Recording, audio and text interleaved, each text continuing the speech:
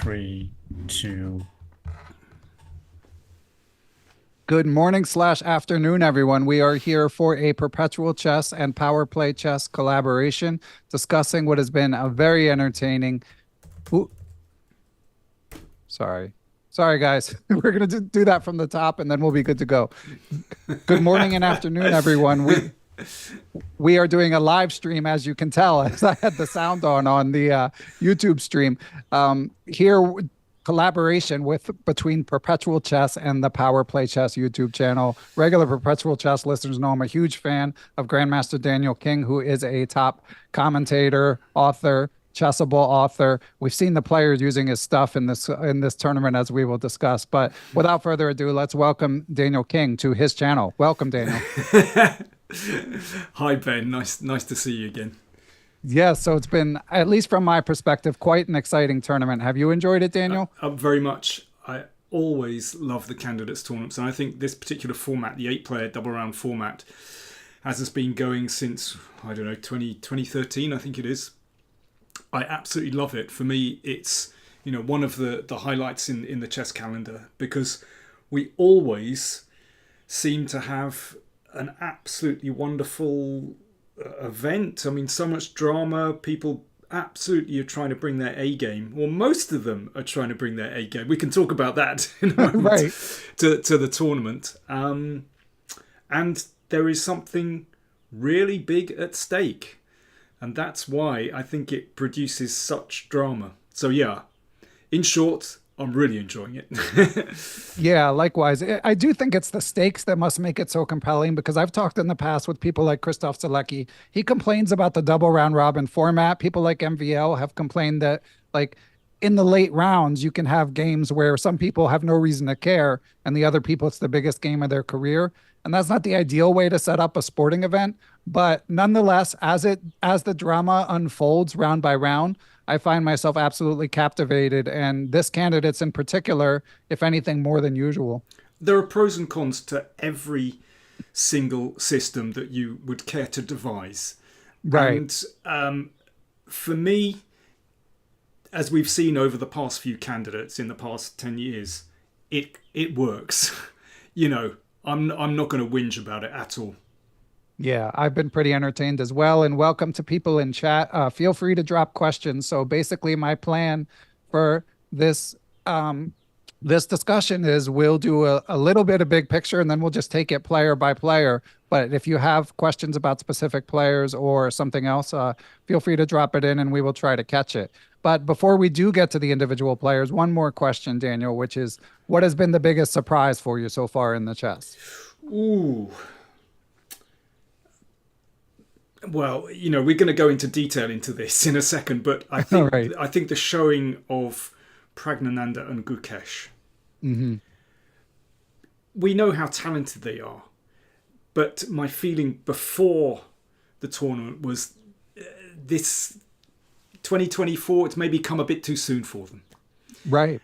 But they are right at the top of the tournament, and it doesn't surprise me that they've had kind of, I thought they would have, one or two really great games and perhaps produce some upsets.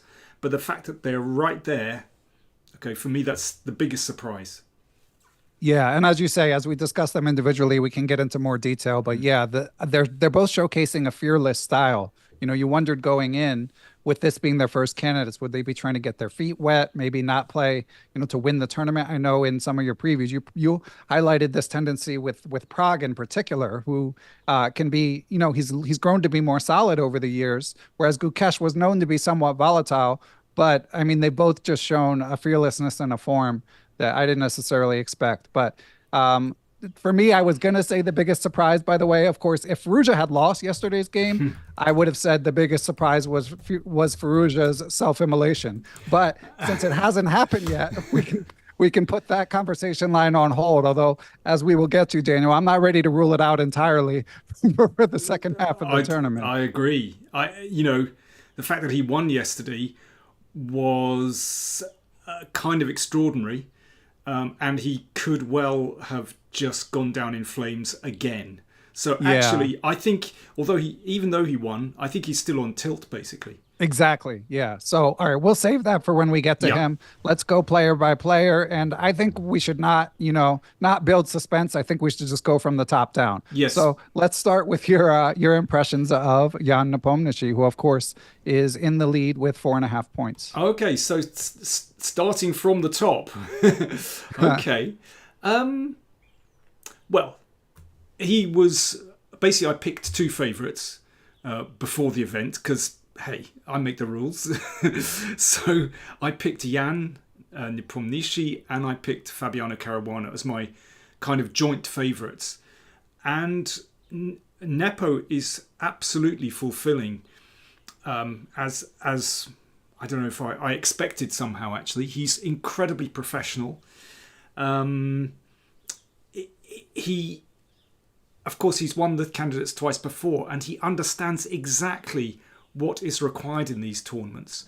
You know, he's not doing Firouzja. That would be his alter ego. Right, Ali exactly. Reza going wham, wham, wham all over the place. Really professional, conserving energy, picking off the points when he can, ducking back inside, putting up his forward defensive and taking the blows and then coming back again. And he's just so measured. And okay, so he's on plus 2. It is plus 2, isn't it? Yeah. Yeah. I guess it is. Yeah. 4.5 and 2.5. Yeah. 4.5. Yeah. And I mean, generally to win this tournament, the candidates, you need plus 3 or plus 4. Now, he's already on plus 2. Right. And he's just playing super solid. I mean, I could go just very quickly through his games. I'm not going to go into huge detail, of course, but let's just go from. Let me see. What was his first round game? Okay, first round. So he played against Abasov, and okay, Abasov really didn't want to play much chess, and they reached a drawn endgame. But okay, people were saying, "Oh well, not such a great result for Nepo." Drawing against the weakest player, but it's like water off a duck's back. Okay, in the next round, so he played against Ali Reza, and his preparation, Nepo's preparation, is absolutely superb.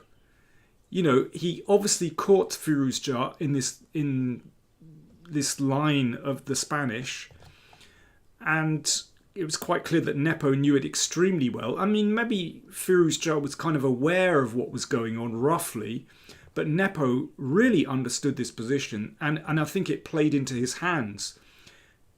A slightly unusual position, but Nepo has such a good grasp of these kind of dynamic positions. And actually, it was quite funny. When I saw Nepo wandering his king across the board, it actually reminded me of the King's Gambit.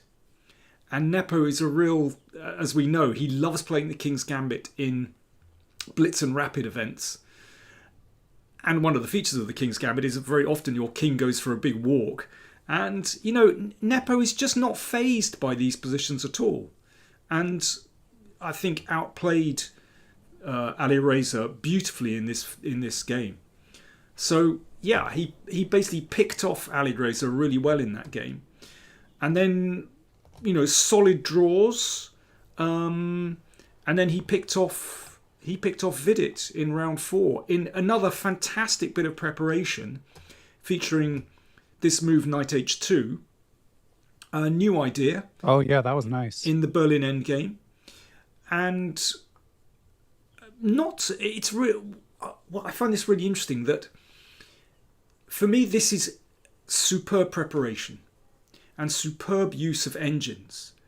Because if you look at this line, the engine will say, well, this is nothing special for white. But for a human, this is really difficult for black to meet. Because white has such a straightforward plan of basically trying to drive the kingside pawns forward, execute the kingside pawn majority. For black, it's not so easy. And so even way down into the position, Nepo had some kind of understanding of what was going on. But for Vidit, really, really difficult. The engine still thought it was equal right till fairly near the end, actually, or tenable. So I thought this was kind of masterful preparation, and also just showed how professional Nepo is in his approach. Yeah, and just the power of new ideas, like with when Prague caught Nepo in the Petrov. It's not necessarily that it has to be this, the era where you could find a new move that actually wins is over. So it's more about unexplored terrain where you have the advantage of having played 20 training games and, drilled it to death, and your opponent had no idea it was coming. Exactly. And actually, you mentioned that Petrov, Prague against Nepo. So Nepo is kind of staying true to himself and using the Petrov, which he's done over the last few years very successfully. Okay, he had a bit of a hiccup in the World Championship match, but okay, it's Magnus, whatever. But I thought this was really interesting because the boot was on the other foot. Prague absolutely went for him. But Nepo didn't panic. He managed to put up some kind of defence. Now, there was a kind of fantastic win that maybe Prague could have had. But actually, I thought Nepo defended extremely pragmatically, got to a position where he's slightly worse in an endgame, but basically held it in a very solid way. So I thought I could do a whole podcast about what led Prague to trade queens in that position. I was really surprised. Absolutely, but people were saying. I mean, I know on my channel when I posted this video, and people were saying, "Oh, Prague, how did he miss that win with Queen E5?" Yeah. Let me tell that's you, not fair. Absolutely. This is so difficult. I mean, these beautiful variations. I absolutely love this variation where the bishop slides back to b1 and then the queen goes to b2, and then they hit the king and the queen on these two diagonals. I mean, this is like for every e4 player, this is the classic attacking method. And so I have to say, this was a joy to play through these lines and to analyse these games. I absolutely loved it. Very difficult to spot at the board. So actually, yes, great preparation from Prague. But in some ways, I was also really impressed with Nepo, that he rode through a really tough position and came out the other side and drew it. So, I'm really impressed by him. And okay, by the way, Ben, what's your take on Nepo playing white against Caruana and basically heading for a draw? What did you feel about that? I mean, he's a practical player. You kind of have to trust his judgment at this point. He wins every candidate, So who am I to argue with him? But yeah, I mean, you never know what a player's energy level is. So I can't judge him. Honestly, I just thought that is really cool. As I said, to win this tournament, you probably need maybe +3, maybe +4. And he's just thinking, okay, why on earth should I sweat trying to break down Fabiano Caruana, the strongest player in the tournament? Why not just, play solidly, have a free day, and move on? Great. I mean, I just think he's being really pragmatic, and he trusts that he's going to be okay in his other games.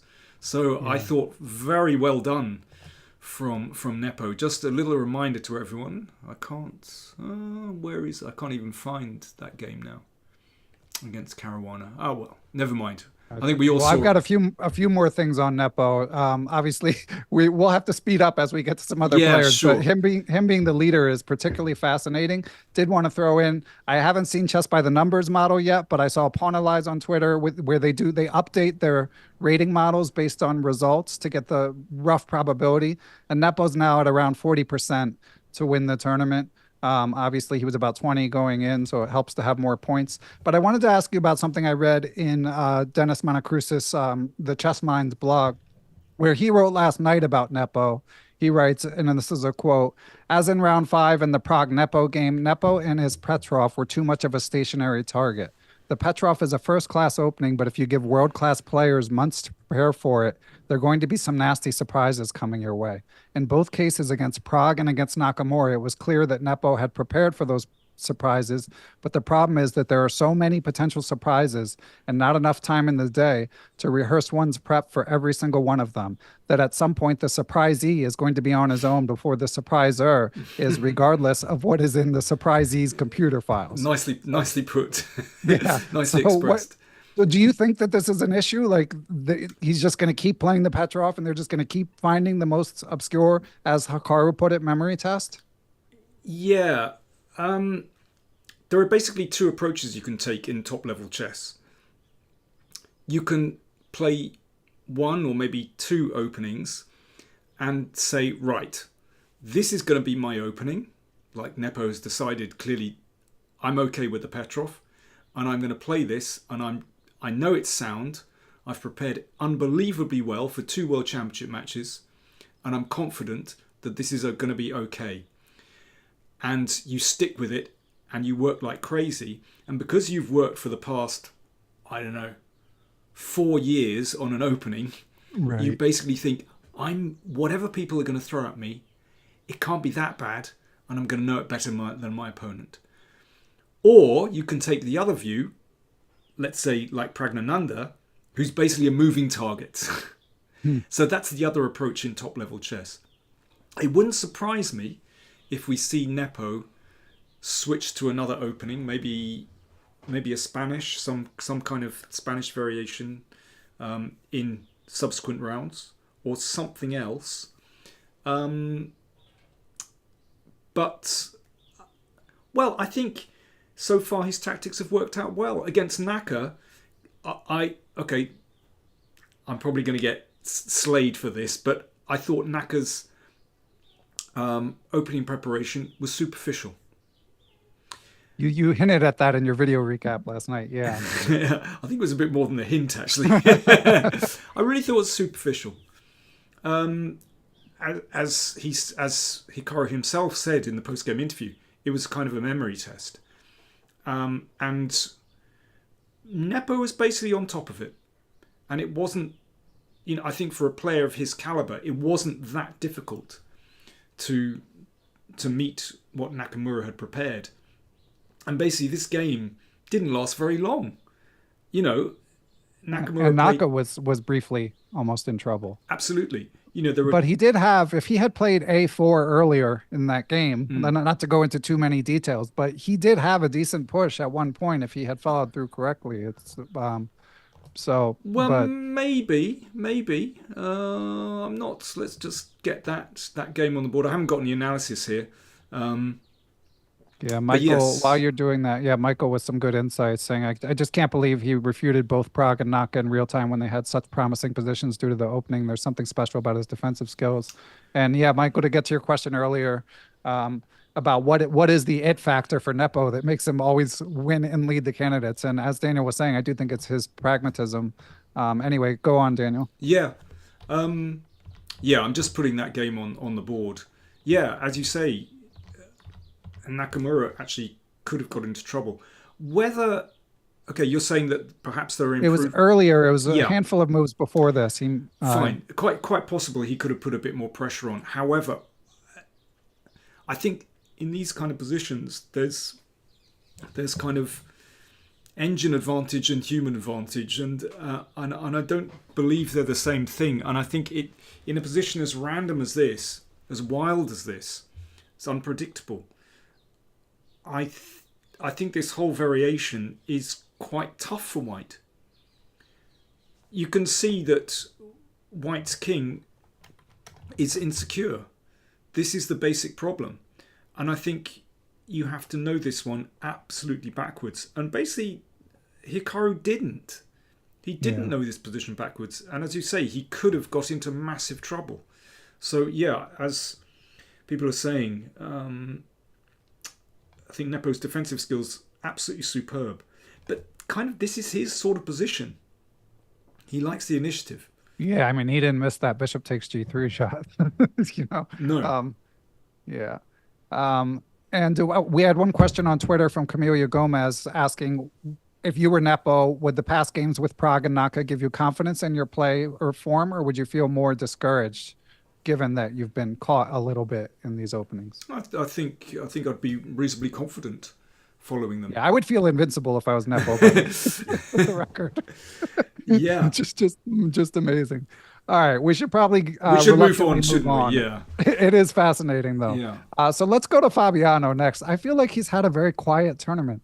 Yeah, sorry. Before we move, just one more thing about Nepo. Sure. I thought it was really interesting that he has hired Jan Gustafsson as one of his seconds. Jan. Yeah. Because Jan obviously has this incredible track record with seconding Magnus, one of the seconds for Magnus. Jan has been there and done that in the World Championship. Incredibly experienced. And I think that does add something to his team. Now, he's obviously got, unbelievable Russian support, and no doubt, teams of people working for him. But I think Jan definitely adds something.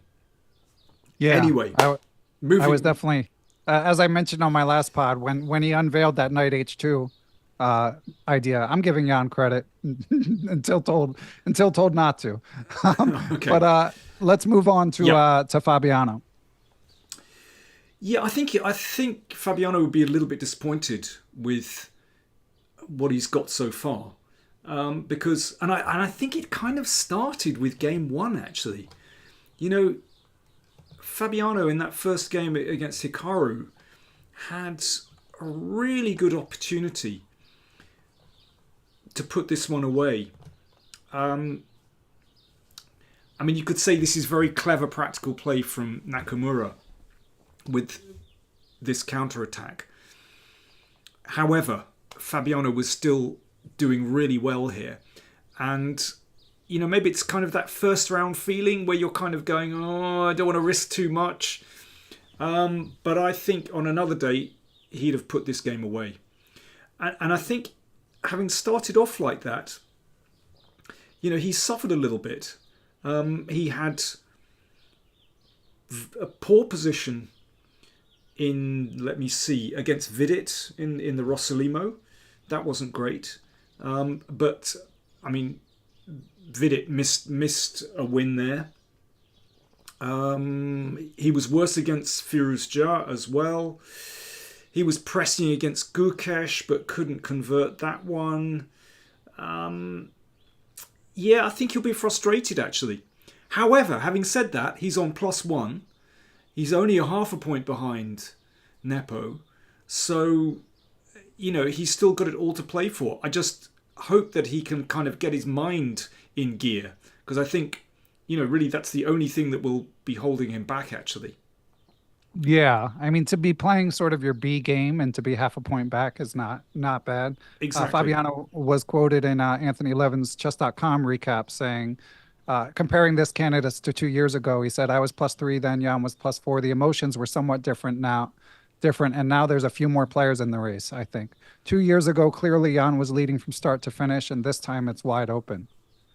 So that suggests fairly optimistic viewpoint.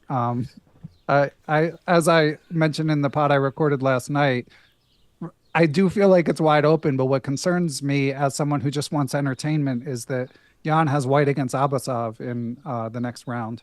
And if he can bring that one home, it might not be so wide open anymore. There you go. That's his +3. Yeah. If Jan wins that one. No, that's very interesting. So yeah, a little bit disappointing from Fabiano. But all to play for. I think it's quite telling that, he had this game against Praggnanandhaa last night, where, let's get that on the board. The French. Who would have guessed? French, wow, I know, incredible. And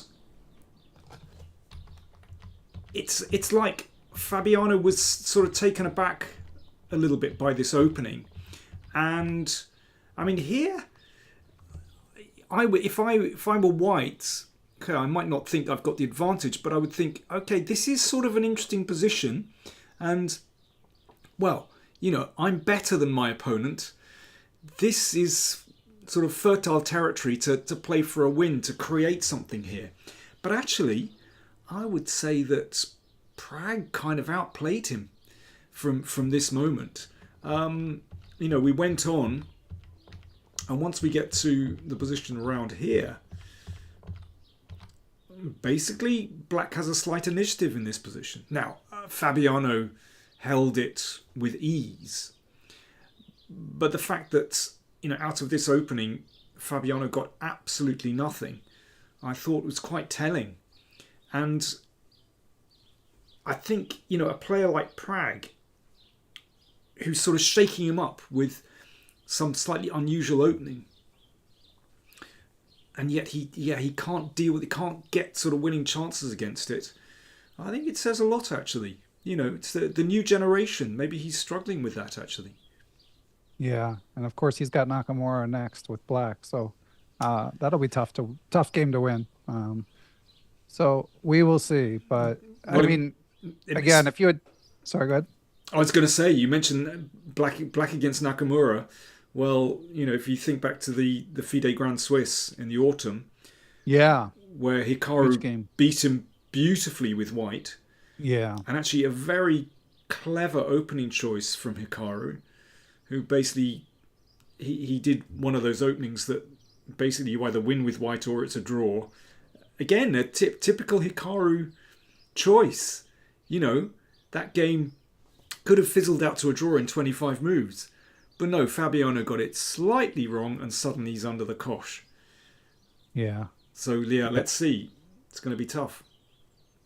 We shall see. But if you had told him going in, you're going to be half a point back at the halfway point. I don't think it's kind of like the modal outcome for him. So, not a disaster. Not a disaster by any means, yeah.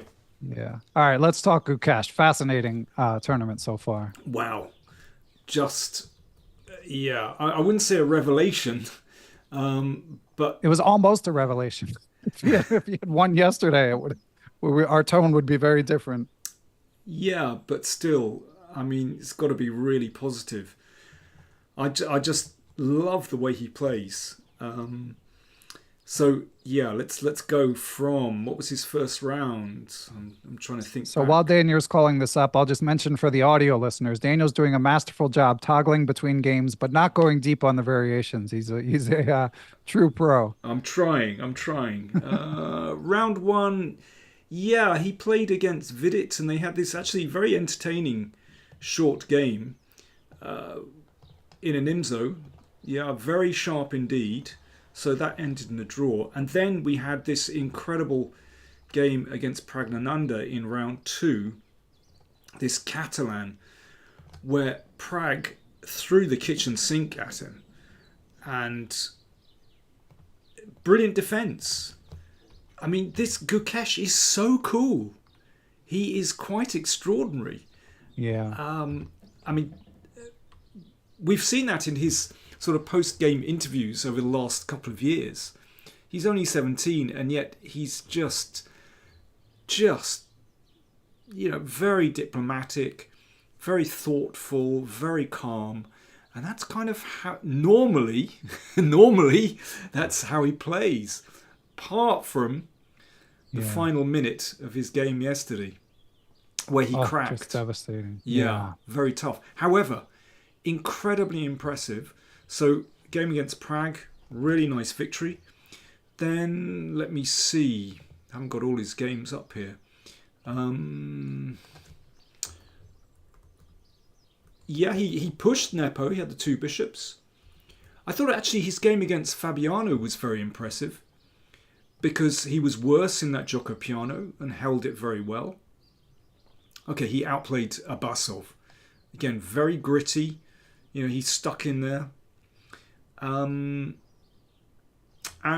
yeah, he held Hikaru pretty well.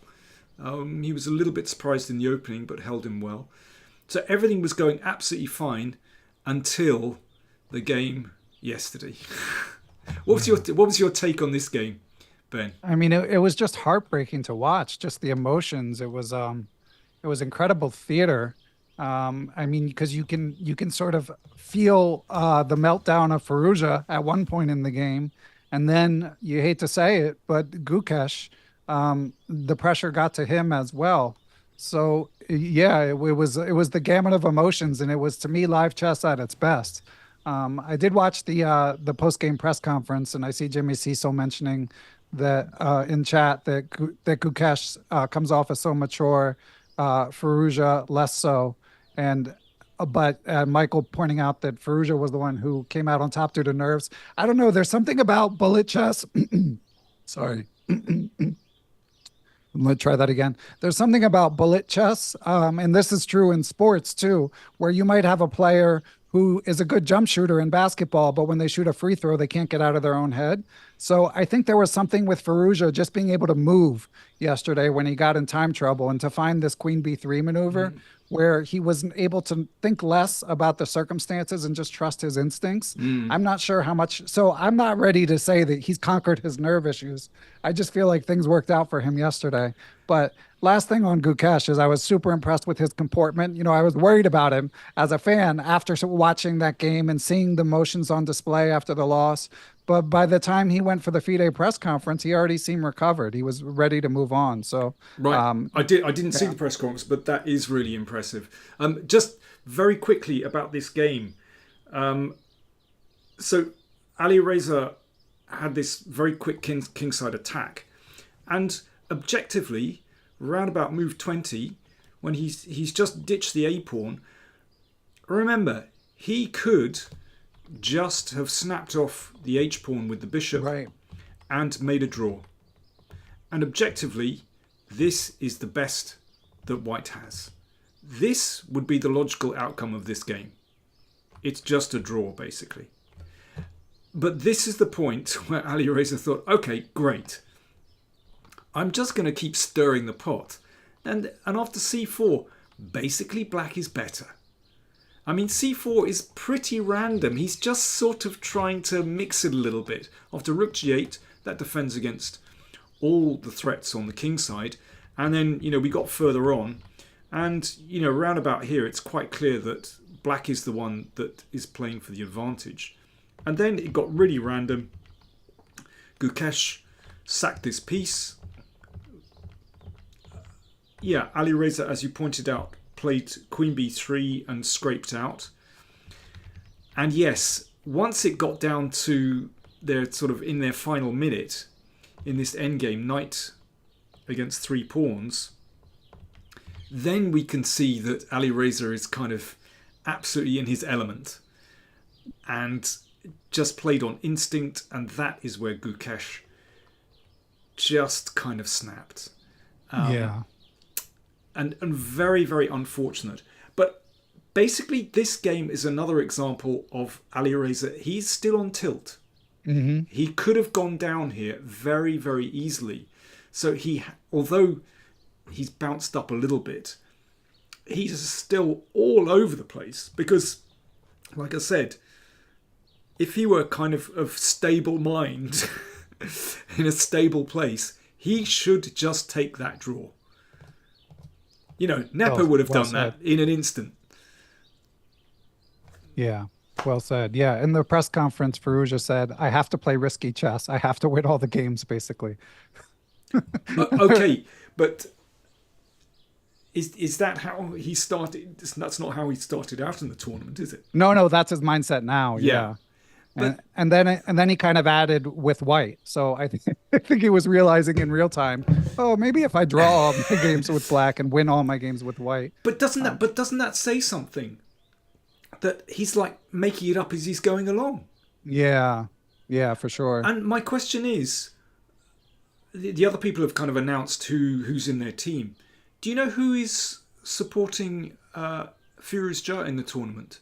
I don't know. I mean, I would think maybe some French players, but I don't know anything definitively. Because, you know, he needs a Jan Gustafsson in his team. Yeah. He needs someone who's just going to say, who's maybe a bit of a father figure. Elder statesman, yeah. Exactly, who says, just kind of calm down a bit, please. Yeah, I'm not sure. I'm not sure if he has that. They mentioned when he played this H4, Rook H3 idea, I believe it was David Howell mentioned that was something that Tabatabai has played, who he's friendly with. So okay. Sheer speculation, but that's another possibility of someone he could. I mean, I don't think this is terrible. I mean, I've sort of played this kind of stuff myself. I really like this pawn structure that you can get from an exchange Caro. It's basically a very similar position, and there are, well, I mean, I don't think objectively white is not worse here, and there are other ways to play this attack actually. In my video yesterday, I was looking at this move, pawn to b4. This is a very interesting move to take away the c5 square, and that kind of limits, although white's pawns on the queen side are pretty ugly, but that pawn move b4 limits black's counterplay by taking control of the c5 square. And I'm not saying this is a better move than Alireza played, but it's just another try. And I think this whole position is playable for white. But yeah, I mean, right from the start, basically, Alireza has been playing pretty adventurous stuff. If you think about his first round game against Praggnanandhaa, this whole line against the open Spanish where he allowed his f-pawns to be doubled. I mean, I was pretty shocked about that, actually. That is the very first round. And he got away with it, but only just. That was a pretty random encounter. Yeah. Ed Daly says in chat, Gukesh puts both color pieces back in place after the game. That says all you need to know about his maturity, which is very a nice. Good point. Very good. Yeah, absolutely. Well said. Yeah. And so I would say we've covered Firouzja as well in this discussion, as well as Gukesh. But one final question on Firouzja, since we stumbled into him, is I'm thinking there might be a point where he could get targeted the way that Abasov will. Do you think that it could come to that as the tournament goes on? Certainly, yeah. And if, he's declared his ambition, I've got to play for a win in every game, then the kind of players that play the Berlin and the Petrov, or some kind of solid Spanish or something like that, or there are ways you can just say, okay, come on, the guy's leading forward and a quick counter-attacking jab is going to get him.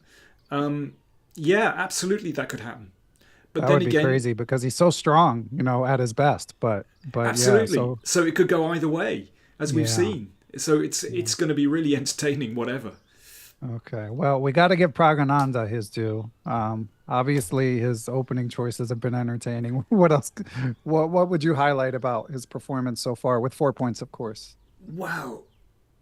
Oh, I'm just so impressed by him and Gukesh, but by Praggnanandhaa as well. Yeah, he had this incredibly solid run, where he was like 47 games without defeat. And if you looked at his tournaments, he was becoming more solid as a player. I mean, we know that he's a really dangerous tactician, a great attacker. But over the past year, he's just become more solid, more mature as a player. He's showing different sides to his game where he's understood how to sometimes steer a game towards a draw if suddenly things go a little bit wrong. Really good technique. He plays good end games. And now, what we're seeing in this tournament is back to the kind of the original Prag, who's playing these really daring openings. I mean, fantastic preparation. So we mentioned Nepo playing the solid Petrov and basically saying, this is my opening. I know it unbelievably well. I've prepared it for 4 years. You can't beat me. And Prag is taking absolutely the other approach, which is the moving target. So in this first round, he played the open Spanish as black against Firouzja. Very combative, very dynamic, lots of very interesting positions. Then against Vidit, I mean, this one absolutely shocked me. The deferred, not even the Schliemann, the deferred Schliemann. which has such a terrible reputation. I mean, really bad. So that was extraordinary. And then we had the French against Fabiano. An opening, I mean, I checked the database this morning, actually, because I was kind of thinking, okay, when was the last time Pragg played this? He's never played the French. Wow, that is crazy. In a classical game. He's played like a blitz game and a rapid play game or something like that. But he has never played the French in a classical game. So that is deeply impressive. The capacity for hard work that this guy has is something else. Yeah, it's really not an is. intuitive opening either. I mean, compared to some of the others. So Absolutely not. And he outplayed Fabiano. yeah, amazing. Yeah. But this one, the deferred Schliemann, that's the one that absolutely got me. yeah, Josh says in chat, I think the delayed Schliemann was a bad opening choice just because it worked out. Doesn't mean it was good. Yeah, I don't think we'll be seeing it again. That's for sure. And to your point earlier about who's working with Firouzja, obviously Pragg having Svidler helping him. I mean, you can also see the maturity. I mean, it's a risky approach in sorts, at least in terms of opening choices, but he's playing to win the tournament sort of in a practical matter, and his in-game decision-making is still very mature. So No, definitely. Yeah, I just think it's fascinating that and same with Gukesh, they show no fear whatsoever. I mean, interestingly, with this deferred Schliemann, actually, it's been a speciality of quite a few Indian players. right. I don't know if they're actually in his team, but it's somehow in the air. You know how different countries often sort of specialise in an opening? It's like, oh yeah, you hear about it from someone and you start to investigate it. I mean, this is very much the case all over the world, but, you know, if I can think in England, you know, everyone was playing some kind of weird Grand Prix attack. You know, I was thinking of the Grand Prix. Yeah. even the big guys, Yeah. that kind of thing. And then, you know, the more mature players, there was a fashion for basically playing the English, well, it became known as the English attack, against all kinds of Sicilians. So let's say that against the Najdorf, then, you know, f3, queen d2, g4, etc. So it became known as the English attack. So John Nunn, Murray Chandler, Nigel Short, you know, these were the main exponents. Michael Adams. I mean, basically everyone played it as white. Something is in the air. So I think that's what happened with this deferred Schliemann. He'd found some new ideas, and boy oh boy, what a success this was. It really was. However, Vidit did miss that incredible move, knight d5, on move 20. And if Vidit had played that, then it might well have been a completely different story. Right. Yeah, there's always going to be a few bounces that need to go your way. Yeah. But really impressive. And I just love Pragg's spirit. You know, he's daring. It's just great to see. Yeah. Well, Kevin in chat says no Kalashnikovs yet to your chessable repertoire, Daniel. But first of all, Fabiano played 3 knight f6 in the Rossalimo. And second of all, both Fabiano and Abasov played knight c6 Sicilians. And, you know, one might guess that they were intending the Sveshnikov, but both of them faced Rossalimos. So we at least have plausible deniability, Kevin, that they were going for the Kalashnikov, right? Yeah, absolutely. That sounds good to me. Yeah. Nice to see you, Kevin. How you doing? Kevin's an English player. Nice. Last thing on both Pragg and Gukesh, I would say I consider them both more likely to win the tournament than I did going in. Would you say that's fair? Yeah, absolutely. They have a chance. I still think they're we've seen that they have shortcomings. That's absolutely clear. However, they definitely have a chance. Yeah, I agree. Yeah, and Pragg playing Ali Reza next, given the circumstances we've discussed, it's not the worst pairing. You know, you still might catch him before he stabilizes. Absolutely not. So presumably Pragg has white. Yep. Yeah, I haven't. To be honest, I haven't seen the next round pairing. I haven't got that Naka far. has white against Caruana, Nepo white against Abasov, Pragg white against Firouzja, and Vidit white against Gukesh. I was going to say that sounds like a big round, but they're all big rounds, aren't they? Yeah. Yeah, I'm not so sure the Hikaru Fabi game, I'm a little worried it still might be a snoozer. Although Hikaru's got to go for it at some point. Well, shall we talk about Hikaru actually? I mean, what's your feeling? Let's do it. What's your feeling about him so far? Yeah, it feels like it's not quite enough. It seems like, I mean, he's so pragmatic in certain circumstances. Like even when he messed up, as you alluded to in the Nepo game with the bishop takes g3, I mean, he found the bailout pretty quickly and was able to readjust his mindset fairly quickly. But yeah, I mean, similar to Fabi, he hasn't shown that extra gear yet, and he's half a point back of Fabi. So it's a bigger concern in a sense. I mean, a concern in the sense of like if you're rooting for him to win. Yeah, I'm disappointed with him, I have to say, and I think his approach has. I'm going to be strong here. It's been a bit lackluster, actually. Yeah. So in the first round against Caruana, I think he got away with one, no doubt about it. I think the opening that he chose against Fabiano, this e5 move, this shows you why you've got to play a6 in the Najdorf. When we play 5e5. I mean, this is very old theory, of course. It's a very old line. Played, in like 1950s, 1960s. And, Fabiano duly got a slight advantage. Now, Hikaru had prepared this move e4 to open things up, which it means the position is playable for black. However, there is no doubt that, roundabout move 20 when... the queen comes in and starts taking pawns. This is an uncomfortable position for black. So really only two results are possible here. Either Fabiano was going to win that one or it was going to be a draw. Well, fair enough. First round, but still.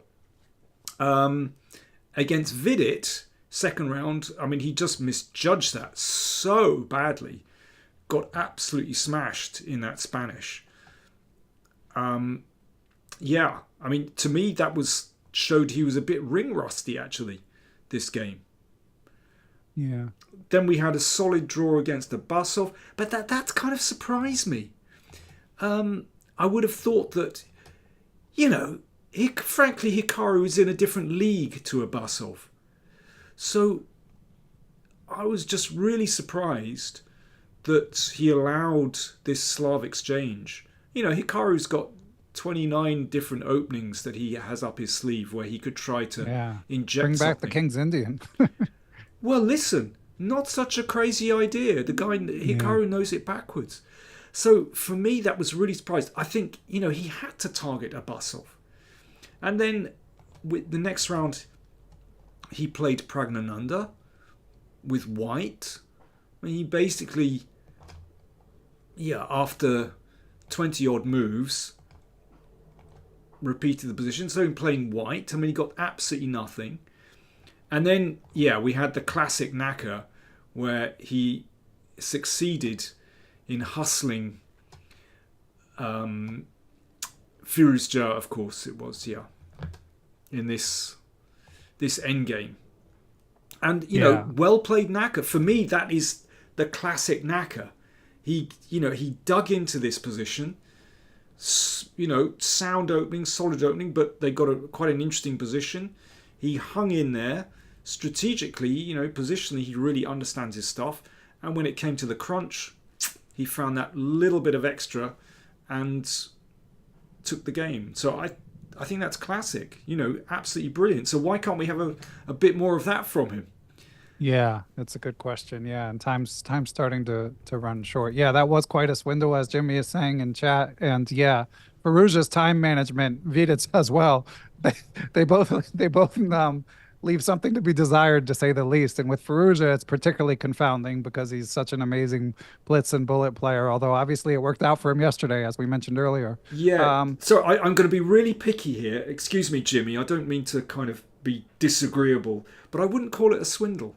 For me, that was Naka just outplaying his opponent really, really well, actually. Really solid game by Naka. So, I mean, he reached a point where, like, he, as the cliche goes, he put himself in a situation to get lucky. Exactly. Because by the end game, as those watching can see on screen, he was the one who, is one bad move away from winning. Exactly, yeah. Whereas earlier it had been the opposite. So I'm saying Hikaru's play has been a bit lackluster. However, he's on 50%, and he puts a run of wins together, and suddenly he's in contention again. So we shouldn't rule him out. Yeah, obviously not a knock on his talent. And I recently mentioned Vidit, so he's had an interesting tournament. What would you say about? You're not kidding. I mean, I think people have been targeting him, and that's maybe why we've got, all these decisive results.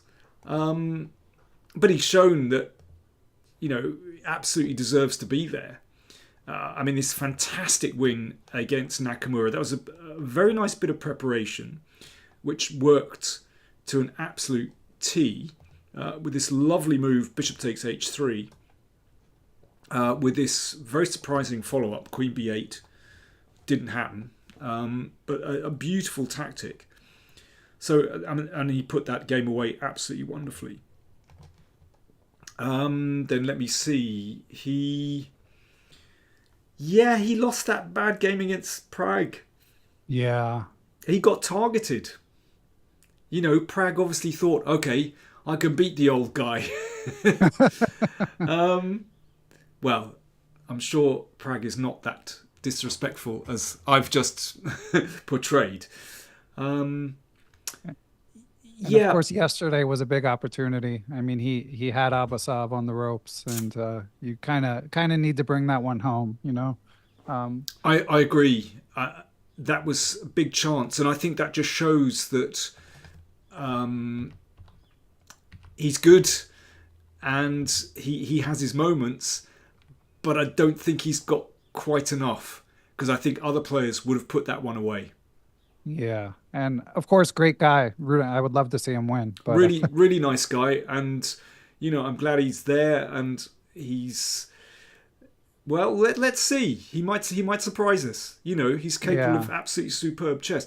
I just feel, and his preparation on the whole has been pretty good, but somehow I don't know. He hasn't got that kind of tactical agility that maybe Pragg has. Yeah, that's my feeling. But I agree. Very nice guy, and I'd love to be proved wrong. Yeah, and last but not least, and then we will discuss the women's section for a bit. Abasov with 2 points. So, it's about as expected, I would say. What do you think, Daniel? I guess so.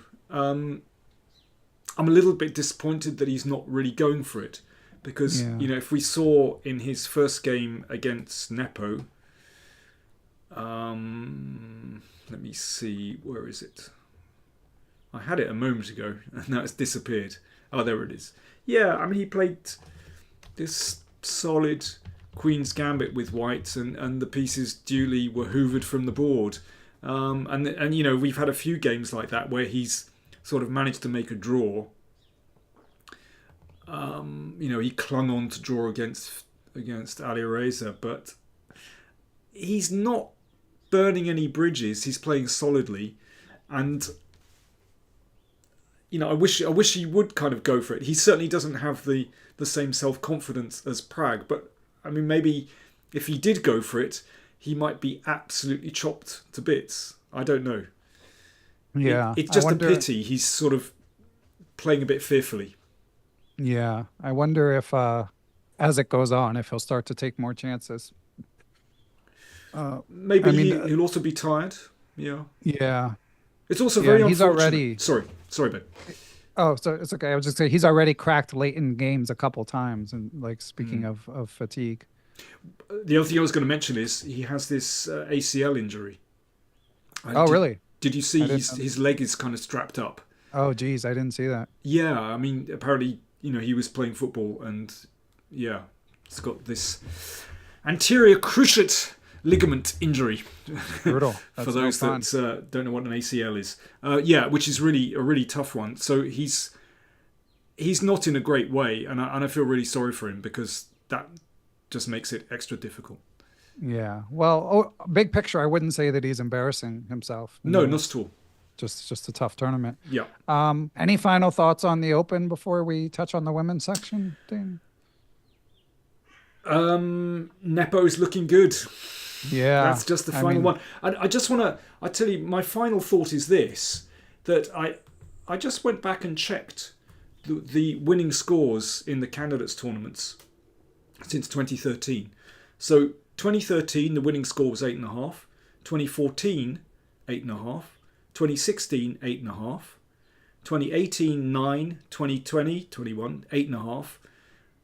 Last time in 2022, Nepo won it with 9.5. But basically, 4 out of those 6 candidates tournaments in the past 10 years have been won with 8.5 points. That's +3. Nepo is not far off that. So it's quite clear that this is going to be really tight. And actually, I don't think we can expect a score of more than 9 points. I don't either. Could be 8.5 or 9 that actually wins this tournament. But okay. Prepare for that prediction to go horribly wrong. And to our discussion earlier, if he does win round 8 against Abasov, then all he would need to do is draw out to get to 8.5. Although 9, you can certainly 9's a lot better than 8.5. So I don't think he'll go on cruise control yet, but it does show what a good position he's in. Yeah, but it just shows how cutthroat these tournaments are, and that actually 8.5 is kind of the standard winning score. Yeah, for sure. So first question in the women's section. Sorry, I had it here. Jay Semmels in chat was asking. Oh, sorry, that's the wrong question. Oh, Neil Irving was asking, do you think that having the women's candidate tournament at the same time at the Open is working out as a good thing? I think it's great. No, I really like it. Why not? As long as everyone there is happy with it. Then I'm all for it. And I'm really enjoying following that as well. And there's been some really interesting games. Yeah, there have been some fiery chess. And I like that they sort of, I don't know why they did different time controls, but I like that they're hitting time trouble at different moments at least. To me, that makes no sense whatsoever. Yeah. But anyway, well, whatever. Yeah. Yeah. So standings wise, we've got Tan Zhongyi, of course, leading the field. I lost my standings. And then Alexandra Goryachkina. Goryachkina with 4.5, and then Lagno. Then working from memory here because I can't find the standings. Right. Basically, Goryachkina was my tip, my clear favourite before the tournament started.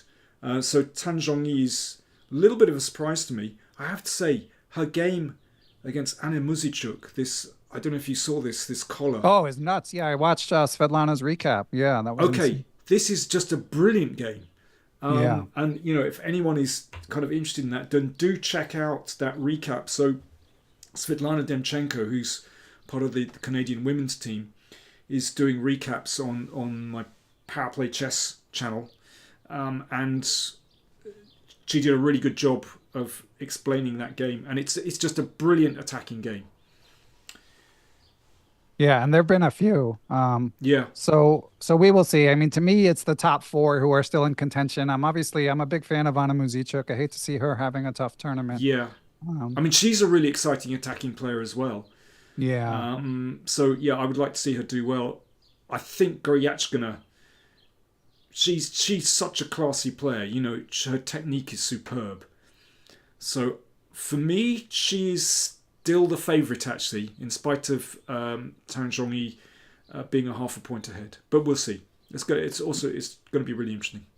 Yeah, Michael in chat saying, I can't believe Tana's in first. She's not at all one of the players I expected to be in the top half before. I wouldn't go that far, but I'm surprised for sure.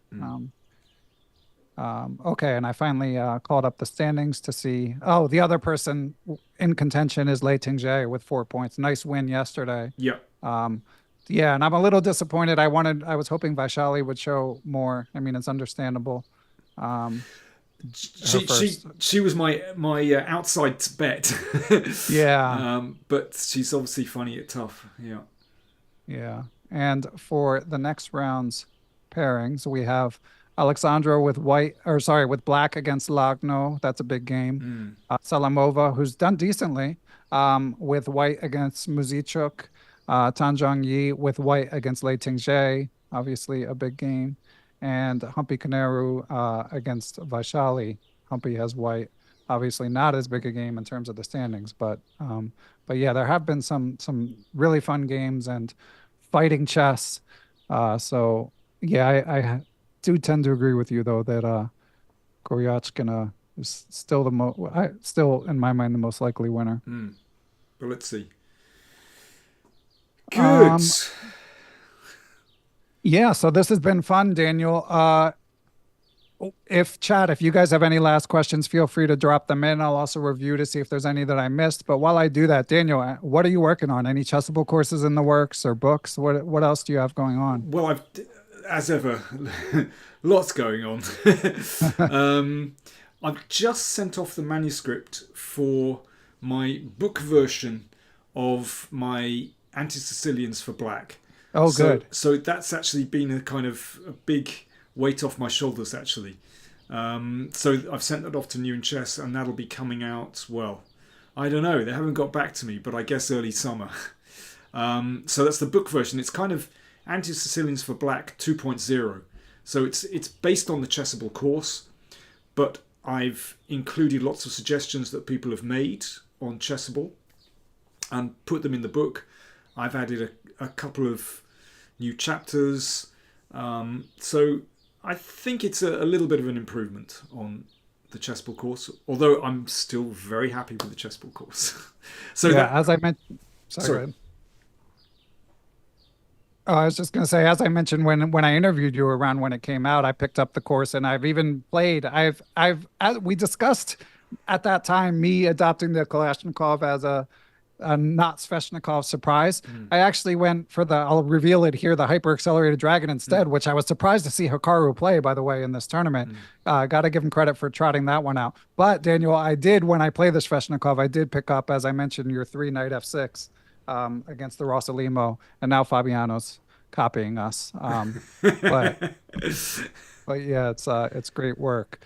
Ted is asking where you learned to speak German. I know you've covered this, at least in our interview, and I'm sure elsewhere, but you could answer briefly if you want as we say goodbye, Daniel. Sure. I played in the German National League, the German Bundesliga, for a few years, and I picked up German then. That's how I learned to speak German.